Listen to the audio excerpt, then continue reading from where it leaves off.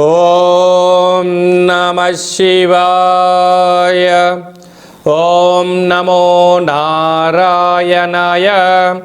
కర్మ నివారణ నరదృష్టి నివారణ కాళభైరవాయ నమో నమః. ఓం దిగంబరాయ విద్మహే అశ్వవాహనాయ ధీమహి తన్నో కాళభైరవ ప్రచోదయాతు. హరి ఓం.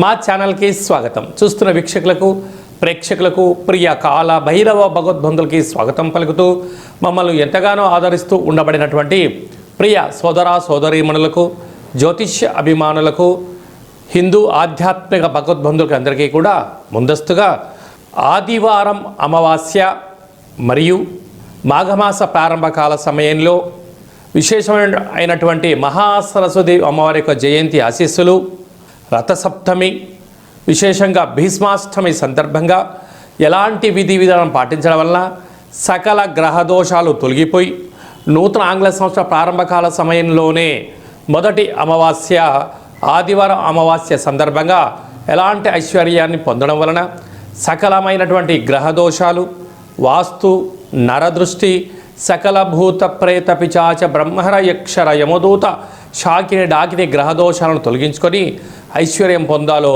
తెలుసుకుందాం. 16/1/2026 నుండి 31/1/2026 వరకు పుట్టినటువంటి వారందరికీ కూడా ముందస్తుగా జన్మదిన శుభాకాంక్షలు.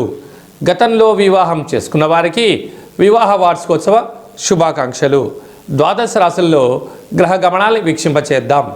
మిథున రాశిలో దేవగురు బృహస్పతి సంచార స్థితి, సింహరాశిలో కేతు సంచార స్థితి, ధనుసు రాశిలో బుధ సంచార స్థితి, మకర రాశిలో ఏడాది తర్వాత రవి కుజ శుక్ర సంచార స్థితి, కుంభరాశిలో రాహు సంచార స్థితి, మీనరాశిలో శనేశ్వర స్వామి వారి యొక్క సంచార స్థితితో ద్వాదశ రాశుల్లో గ్రహ గమనాలు ఈ విధంగా ఉన్నాయి.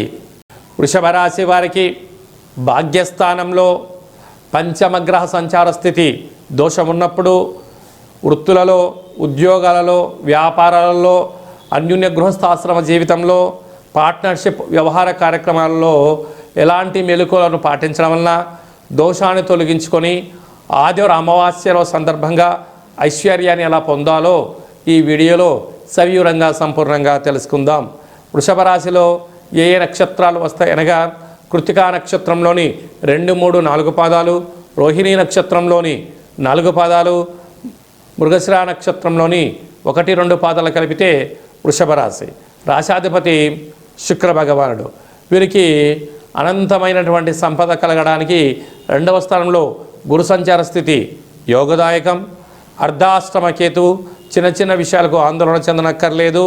అలాగనే అష్టమ బుధుడు, బ్యాంకు లావాదేవీలు, ఒప్పందాలు అంటే రాతకోతల విషయాల్లో ఎల్లో జాగ్రత్తగా ఉండాలి. అదే కాకుండా 18వ తారీఖున ఆదివారం అమావాస్య, 19, 20వ తారీఖున పంచమగ్రహ కూటమి భాగ్యస్థానంలో ఉంటుంది కనుక ప్రధానంగా ప్రేమికులు చాలా జాగ్రత్తగా ఉండాలి. భార్యాభర్తల మధ్య అన్యోన్యత అవసరం. గొడవలకు దూరంగా ఉండి తీరాలి. పార్ట్నర్షిప్ వ్యవహార కార్యక్రమాలు చేసేటప్పుడు కొన్ని విషయాలను విననట్టు వదిలేయాలి, చూసినా చూడనట్టు ఉండగలగాలి. మాటలు మాట్లాడేటప్పుడు ఎంతో ఆచితూచి మాట్లాడగలగాలి. కనుక ఇలాంటి కాల సమయంలో దూరావాయు జల ప్రయాణాలు పెట్టుకోవద్దు. గృహంలో మౌనంగా ఏకాగ్రతగా ధ్యానం చేసుకోవడం, దేవతారాధనలో కార్యక్రమాన్ని గడపగలిగినట్లయితే సకల దోషాలు తొలగించుకోవచ్చు. అదే కాకుండా ఈ తెల్ల జిల్లేడు యొక్క పుష్పాలు చాలా తెల్లగా ఉంటాయి. అలాంటి వృక్ష దేవతను చూసుకొని అక్కడ ఒక నారికేల దీపాన్ని పెట్టడం, వీలైతే ఆ యొక్క వేర్ను పెకిలించి వాటికి మంచిగా విభూదిని, చందనాన్ని పూసి ఒక లక్ష్మీ గణపతి హోమాన్ని చేసి ఇంట్లో పెట్టుకున్నట్టయితే అపార కుబేర తత్వము మీ సొంతమవుతుంది. అదే కాకుండా హోటల్ వ్యాపారస్తులు, వ్యవసాయ సోదరీమణులు, సాఫ్ట్వేర్ రంగంలో ఉండబడిన వారు, హార్డ్వేర్ రంగంలో ఉండబడిన వారు, రాజకీయాలుగా ఉండబడిన వారు, సినిమా రంగాల్లో ఉండబడిన వారు, ఫేస్బుక్, వాట్సాప్ క్రియేటివిటీ రంగాలుగా ఉండబడిన వారు ఎంతో జాగ్రత్త అవసరమని చెప్పి జ్యోతిర్విజ్ఞానం తెలియచేస్తుంది. కనుక ఆదివారం అమావాస్య పంచగ్రహ కూటమి సందర్భంగా దోషాలను తొలగించుకొని ఐశ్వర్యం పొందుతూ ఆనందకరమైన జీవితం పొందడానికి అన్ని ప్రయత్నాలు చేసుకోవాల్సిందిగా చిన్న విన్నపం. జనవరి మాసంలో ద్వితీయార్థంలో ముఖ్యమైన పండుగల గురించి క్లుప్తంగా సవివరంగా సంపూర్ణంగా తెలుసుకుందాం. ఆంగ్ల సంవత్సర ప్రారంభకాల సమయంలోనే మొదటి అమావాస్య ఆదివారం అమావాస్య రావడము చాలా యోగదాయకం. అంటే అనేక ప్రాంతాలలో అమావాస్యను పెద్ద పండుగలాగా చేస్తూ ఉంటారు. కనుక అందులో ఆదివారంతో కూడుకున్నటువంటి అమావాస్య రావడం వలన యంత్ర సాధన, మంత్ర సాధన, యోగ సాధన చేసేటువంటి వారందరికీ చాలా పండుగతో సమానం. కనుక ఆదివారం అమావాస్య రోజున ఇంటిని శుద్ధి పెట్టుకొని ఇంటిలో కూష్మాండ దీపాన్ని, శక్తి కలిగితే నారికేల దీపాన్ని, మరింత శక్తి కలిగితే పిండి దీపాన్ని ఏర్పాటు చేసుకొని అసితాంగ కాళ భైరవ స్వామి వారి స్మరణ ధ్యానం వలన బ్రహ్మరాసిన వ్రాతను కూడా తొలగించుకొని మనకి ఎలాంటి జీవితం కావాలో అలాంటి జీవితం స్వాగతం పలకడం కోసం మనకు మనమే సువర్ణపు అధ్యాయాన్ని రాసుకునేటువంటి మంచి కాలంగా భావించాలి. అలాగనే అమావాస్య అనగానే గగనమంతరం కూడా నిశ్శబ్దంగా శూన్యంగా ఉంటుంది. తెల్లజిల్లేడు వృక్షం దగ్గర ప్రదక్షిణ, తెల్లజిల్లేడు వృక్షం దగ్గర దీపము, వసతి కలిగి తెల్లజిల్లేడు యొక్క వృక్షాన్ని పికిలించి వేరుని బయటికి తీస్తే సాక్షాత్గా విఘ్నేశ్వర స్వామి వారికి స్వరూపం ఉంటుంది. ఆయనను తెచ్చి సింధూరం పూసి లక్ష్మీ గణపతి హోమం చేసుకొని ఇంట్లో పెట్టుకుంటే ఇంటిలో నరదృష్టి తొలగిపోతుంది, వాస్తు దృష్టి తొలగిపోతుంది, సకల గ్రహ దోషాలు తొలగి మనము మనతో కలిపినటువంటి 7 తరాలకు అద్భుత అపార కుబేర రాజయోగం కలుగుతుంది అని చెప్పి గమనించాలి. ఇలా కుదరాలైనటువంటి వారు ఈ కింది నెంబరు సంప్రదించినట్లయితే మీకు కాళభైరవ పూజా కార్యక్రమము, కూష్మాండ దీపము, కాళభైరవ హోమము, శ్వేతార్క వరసిద్ధి మహాగణపతి స్వామి వారిని ఏర్పాటు చేయడం అవుతుందని చెప్పి కూడా గమనించాలి. అలాగనే మనకు 19వ తారీఖు నుంచి మాఘమాసం. మాఘమాసం అనగానే భక్తికి నిలయం. మనకు విశేషంగా ఎన్నడూ లేనటువంటి విధంగా 19వ తారీఖున 20వ తారీఖున పంచగ్రహ కూటమి అనగా మకర రాశిలో చాలా ఏళ్ళుగా జరగనటువంటి గ్రహ సంయోగము. ఆత్మకారకుడు రవి, మనకారకుడు చంద్రుడు, బుద్ధికారకుడు బుధుడు, రుణరోగ శత్రుకారకుడు కుజుడు, కలత్రతకారకుడు శుక్రుడు మకర రాశిలో పంచమగ్రహ సంచార స్థితిలో ఉండడం అనేది పరిస్థితి. కనుక 19వ తారీఖున 20వ తారీఖున వీలైనంత వరకు మౌనం, ధ్యానం, ఏకాగ్రత, సత్ప్రవర్తన, ఆవేశానికి దూరంగా ఉండడం, సూర్యారాధన, కొన్ని యజ్ఞయాగ కార్యక్రమాలు, పూజా కర్తువులో పాల్గొనడం వలన మనశ్శాంతి కలిగి సకల దోషం తొలగిపోతుందని చెప్పి కూడా గమనించాలి.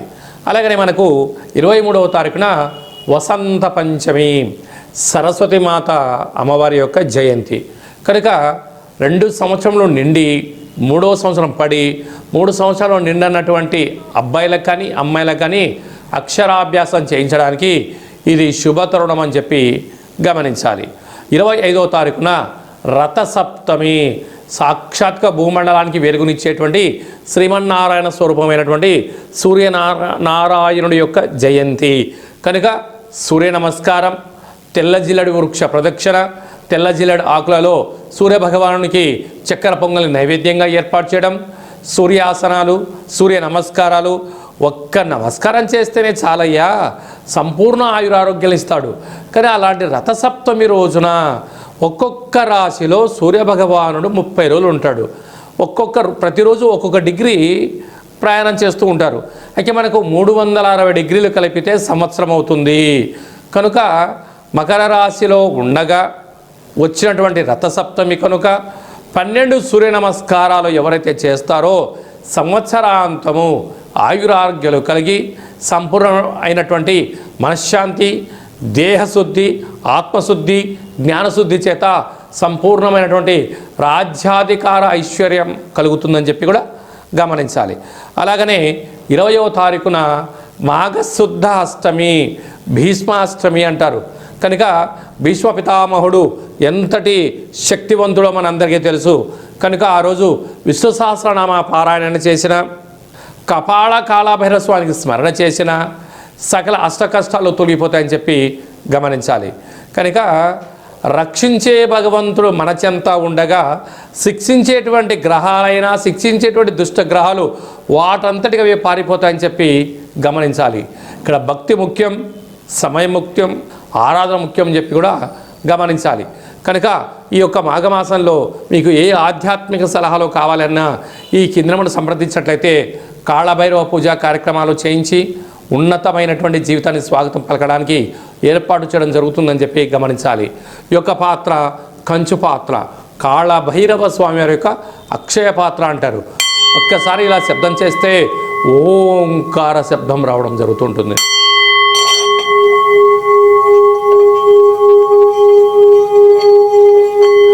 ఈ యొక్క శబ్ద తరంగాలని ఏర్పాటు చేయడం వలన లక్ష్మీదేవి యొక్క కృప కటాక్ష వీక్షణ వలన అఖండ రాజయోగం కలిగి దురదృష్టం దూరమైపోయి ఐశ్వర్యం కలుగుతుందని చెప్పి గమనించాలి.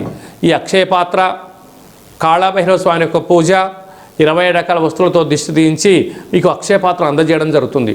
కనుక అక్షయ పాత్రను ఇంట్లో ఉంచుకుందాం, అష్ట కష్టాలను తొలగించుకుందాం, అష్టమహాలక్ష్మీ దేవతను స్వాగతం పలుకుతామని చెప్పి గమనించాలి. అలాగనే మీ వ్యక్తిగత జాతకం తెలుసుకోవాలనుకుంటున్నారా? మీ పేరు, పుట్టినటువంటి తేదీ, నెల, సంవత్సరం, పుట్టిన సమయం రాసి పంపించండి.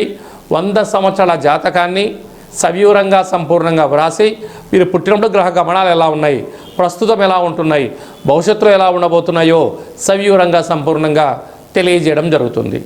అలాగనే చాలామందికి పుట్టినటువంటి కాల సమయంలో డేటా ఆఫ్ బర్త్లు ఉండవు. అలా లేనటువంటి వారికి మీ పేరు యొక్క మొదటి అక్షరాన్ని అనుసరిస్తూ రాశిని తెలియచేస్తూ, అలాగనే కాళభైరవ ఉపాసన చేత రమణ శాస్త్రం ద్వారా అనగా గవళ ద్వారా భూత భవిష్యత్ వర్తమానాన్ని తెలియజేయడం జరుగుతుంది.